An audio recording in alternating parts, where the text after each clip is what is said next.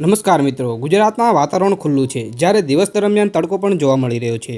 હાલ ગુજરાતમાં વરસાદ થવાની કોઈ શક્યતા નથી, પરંતુ શરદ પૂનમના આસપાસના દિવસો દરમિયાન ગુજરાતમાં વરસાદ થશે કે નહીં તે અંગેની ચર્ચા આપણે આ વિડીયોમાં કરવાના છીએ। જેથી જે પણ મિત્રો અમારો વિડીયો પહેલીવાર જોઈ રહ્યા છે તેઓએ અમારી યુટ્યુબ ચેનલને સબસ્ક્રાઇબ કરી લેવી, સાથે સાથે વિડીયોને લાઇક પણ આપી દેવી। ગુજરાતમાં વરસાદ થાય તેવી હાલમાં કોઈ શક્યતા નથી, પરંતુ બંગાળની ખાડીમાં બનેલી એક સિસ્ટમ જે ભારતના પૂર્વોત્તર રાજ્યોને અસર કરશે। આ સિસ્ટમના કારણે ભારતના પૂર્વોત્તર રાજ્યોમાં ભારેથી અતિભારે વરસાદ પડવાની સંભાવના છે। આ સિસ્ટમની અસર ગુજરાત પર થવાની નથી। તેનું કારણ એ છે કે પાકિસ્તાન ઉપર બનેલું એન્ટી સાયક્લોનિક જે ઘડિયાળની દિશામાં ફરતું હોય છે, જે પવનો પાકિસ્તાનથી ભારત તરફ આવતા હોય છે અને આ પવનો મજબૂત હોવાના કારણે બંગાળની ખાડીમાં બનેલી સિસ્ટમને પૂર્વ તરફ ધકેલી દે છે।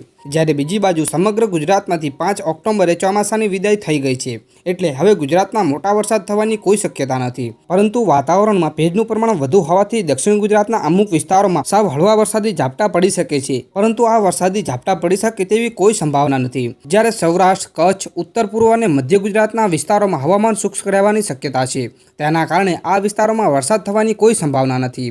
વાતાવરણમાં ગરમીનું પ્રમાણ વધ્યું છે, જ્યારે પવનની ગતિ પણ સામાન્ય જોવા મળશે। જ્યારે આવનારા દિવસોમાં પરોઢિયે ઝાકળનું પ્રમાણ વધવાની શરૂઆત થઈ જશે। જ્યારે બીજી તરફ અરબી સમુદ્રમાં બનેલું સાયક્લોનિક સર્ક્યુલેશન હાલ અરબ સાગરમાં છે। આ સિસ્ટમ ગુજરાત પર આવે તેવી કોઈ શક્યતા નથી, પરંતુ આ સિસ્ટમના કારણે 12 તારીખ પછી ગુજરાતના અમુક વિસ્તારોમાં માવઠારૂપી વરસાદ થવાની શક્યતા છે। હવામાન મોડેલો પણ દર્શાવી રહ્યા છે કે 12 ઓક્ટોબરથી ગુજરાતમાં વરસાદ વધવાની સંભાવના છે। જો હવામાન સ્થિતિ આ પ્રમાણે રહે તો ગુજરાતમાં 12 ઓક્ટોબર પછી વરસાદ વધવાની સંભાવના છે, પરંતુ આ આગાહીમાં ફેરફાર જોવા મળી શકે છે।